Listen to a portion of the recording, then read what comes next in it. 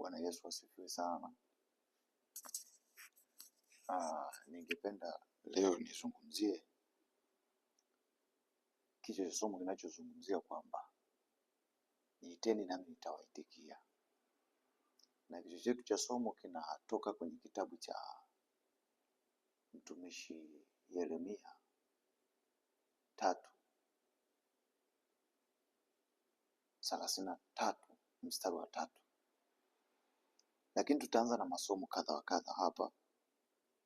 Tutasoma Mathayo 14 mstari wa 26, nao unasema hivi: wanafunzi walipomuona akienda juu ya bahari wakafadhaika wakisema, ni kivuli, wakapiga yowe kwa hofu. Mara Yesu alinena akawaambia, jipeni moyo, ni mimi, msiogope. Sikiliza Petro alichomwambia. 28 anasema, Petro akamjibu akasema, Bwana, ikiwa ni wewe, niamuru nije kwako juu ya maji. Akasema, njoo. Petro akashuka chomboni akaenda kwa miguu juu ya maji ili kumwendea Yesu. Sikiliza sasa hapa kwenye 30 anasema, lakini alipoona upepo akaogopa, akaanza kuzama, akapiga yowe akisema, Bwana uniokoe, Bwana uniokoe. Mara Yesu akanyoosha mkono wake akamshika akamwambia, ewe mwenye imani haba, mbona uliona shaka? Bwana Yesu asifiwe sana. Nilikuwa nataka tujifunze hapa, lakini nitaka tujifunze mimi na wewe kitu kimoja hivi. Asili ya mvuvi ya kwanza kabisa ni nini? Kiukweli asili ya mvuvi ya kwanza ni mtu kuwa anajua kuogelea. Maana yake mvuvi mvuvi yoyote hawezi kuingia baharini akiwa hajui kuogelea, hawezi kuingia baharini. Nikuulize kitu kimoja, ugundue Petro aligundua kitu ndani ya Yesu. Petro alikuwa ni mvuvi. Sasa kama alikuwa ni mvuvi, maana yake alikuwa anajua kuogelea.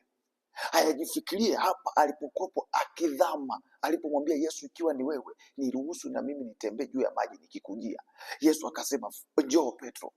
Akatembea juu ya maji, alipoona upepo akaogopa. Nataka nikuulize, kwa nini Petro hakupiga mbizi kuelekea kwenye mashua ili akapande, ila alichukua maamuzi ya kuanza kumuita Yesu, Bwana niokoe, Bwana niokoe, Bwana niokoe, Bwana niokoe. Bwana Yesu asifiwe sana. Kwa tunapata kugundua kwamba Yesu Kristo kabisa, bila kumuita kwa kinywa chako, kuna namna fulani atashindwa kukusaidia. Kwa sababu, kwa nini anapenda kuitwa? Unapokuwa umemuita, ndipo anaachilia msaada ili ujue kwamba yeye ndio anafanya nini, ndio aliyotenda. Okay, turudi nani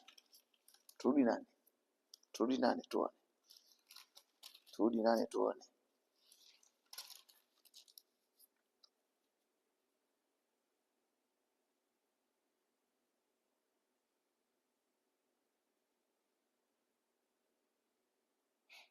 Bwana Yesu asifiwe.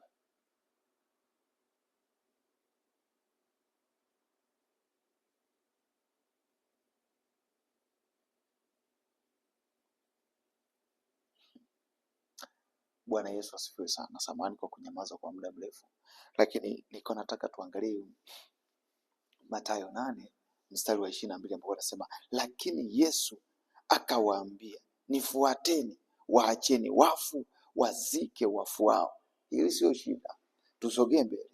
Mstari wa 23 anasema, akapanda chomboni, wanafunzi wake wakamfuata. Mstari wa 24 anasema, kukawa msukosuko mkuu baharini, hata chombo kikafunikizwa na mawimbi, naye alikuwa amelala usingizi. Bwana Yesu asifiwe. Naye alikuwa amelala usingizi. Nataka kusema mashua za zamani tofauti na mashua za siku hizi. Mashua za siku hizi unaweza ukasema aidha alikuwa amelala mule, kwa hiyo kulikuwa kuna kizuia maji ili asimguse. Alikuwa amelala mule usingizi. Hapa mstari wa 25 anasema hivi, wanafunzi wake wakamwendea wakamwambia wakisema, Bwana, utuokoe, tunaangamia. Sikiliza alichowajibu, mstari wa 26. Akawaambia, mbona mmekuwa waoga enyi wa imani haba? Mara akaondoka akazikemea pepo na bahari, kukawa shwari kuu. Bwana Yesu asifiwe. Okay, ngoja kutafakarisha hichi hapa. Ukitaka kuamini Yesu Kristo anapenda kuitwa, jua kabisa asingeweza kuwasaidia wakina Petro, au asingeamka kuwasaidia wakina Petro mpaka wameenda kumwita. Bwana Yesu asifiwe. Maana yake alikuwa amelala, ingawa maji yalikuwa yakimkuta katika mwili wake, lakini alikuwa bado amenyamaza mpaka umwite.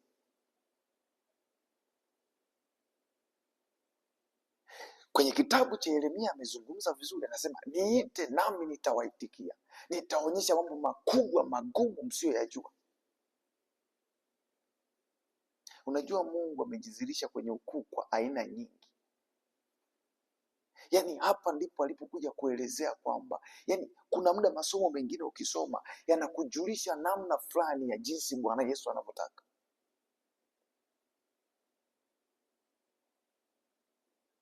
Petro anajua kuogelea kwa sababu alikuwa ni mvuvi. Asili ya mvuvi lazima awe anajua kuogelea, lakini anaanza kuzama kwenye bahari, badala ya kupiga mbizi anamuita Yesu. Okay, achana na hiyo. Tunaambiwa kwamba chombo kikafunikizwa. Okay, tunaweza kurudia kusoma tena kwenye mstari wa ngapi? Bwana Yesu asifiwe. Mathayo 8 mstari wa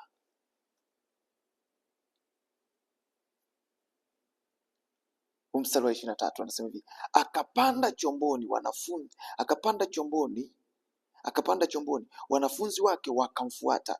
Mstari wa 24 anasema hivi, kukawa msukosuko mkuu baharini, hata chombo kikafunikizwa na mawimbi, naye alikuwa amelala usingizi. Hata chombo kikafunikizwa na mawimbi, maana yake maji tu physically kabisa alikuwa anamkuta. Sasa kama maji yalikuwa yanamkuta, ni vipi yeye maji yale yasimwamshe atoke kwenye usingizi? Na tunajuaga kwamba mtu atakiwa amezimia, ukimwagia maji lazima amke. Maanake yeye sasa alikuwa na usingizi gani mpaka yale maji yanamwagikia asiamke? Au tuseme kwa alikuwa amelala maeneo gani?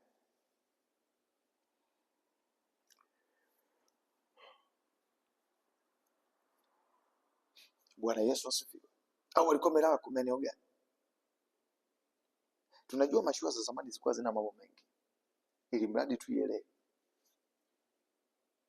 Ninajiuliza, Yesu Kristo alikuwa amelala sehemu gani kama hichi chombo kilifunikizwa na maji, mawimbi yalikifunikiza? Alikuwa na kazi, alikuwa amelala sehemu gani? Yaani mahali gani alipokuwa pamejibana, ambao hata maji yalikuwa hayamfikii? Wanafunzi wake mpaka wanamfuata, Bwana, utuokoe, tunaangamia. Alafu alichowajibu anamwambia, mbona mmekuwa na shaka yenye wa imani hapa? Ujue sometime unaweza kusema Yesu Kristo kama alikuwa na matani. Okay, nisikilize nikwambie kitu kimoja. Ukitaka kupata msaada kwa Yesu Kristo aliye hai, ni mpaka umemwita. Kuna muda lazima tutoboleane tu ule ukweli. Pasipo kumwita Yesu Kristo, msaada huwezi kupata kama unavyotaka. Lakini ukimwita, maana yake unatarajia msaada kutoka kwake. Pale unapokuwa umemwita tu, Pale kwanza umeamanisha kwamba hili jambo nimelileta kwako kwa sababu unaliweza, nina uhakika kwamba utalitenda. Maanake sasa usipomwita jina lake sawasawa, unakopo umefanya kazi bure. Bwana Yesu asifiwe sana. Mungu akubariki wewe. Usiwe mtu wa kunyamaza kwenye shida zako, kumuita Yesu Kristo. Usisubiri mchungaji wako kukuitia Yesu Kristo. Ita wewe mwenyewe. Petro akusubiri wale wanafunzi wenzake wamwite ili aje amwokoe kwenye maji, lakini yeye akapiga yowe akasema, Bwana uniokoe, Bwana niokoe, Bwana niokoe. Maanake alikuwa anajua kwamba kinywa changu naweza kumwita Bwana na akanisaidia. Kilichotokea nini? Yesu kanyosha mkono akamtoa. Nisikilize nikwambie, nyinyi ambao mnatarajia wachungaji wenu ndio wawe ni watu wa kuwaombea tu kila tatizo waombee, nisikilize nikwambie, mnawapa tu kazi ngumu bure. Nao wao wanashindwa tu kuambia ukweli, kwa sababu akisema akwambie ukweli, kesho utashindwa kupeleka hata senti. Nisikilize nikwambie kitu kimoja, usiwe mtu wa kupeleka kila hitaji lako mbele za mchungaji. Wewe kama askari wa Yesu Kristo, simama, ita jina la Yesu akusaidie. Yaani huwa napendaga kufundisha watu wasio walegevu. Manake Bwana kukuita wewe askari hajamaanisha askari mlegevu au askari jina. Amekuita askari akiamanisha ya kwamba wewe ni mtenda kazi pamoja naye, mkipigana na mapepo, mkipigana na majini. Sasa wewe ni askari ambaye unabidi upambaniwe. Wewe ni kiwete, huna kiwete wowote. Pambana, simama kweli kweli, muite Yesu Kristo, kwa sababu yeye anapenda kuitwa. Anasema, mimi ni Bwana Mungu wa wote wenye mwili, hakuna neno gumu lolote linalonishinda. Maanake ukiniita nami nitakuitikia, nitakuonyesha mambo makubwa magumu usiyoyajua. Haleluya! Endelea kupeleka shida zao kwa mchungaji, kama mchungaji ndio Mungu wako. Bwana Yesu asifiwe sana. Okay, God bless you. Amen.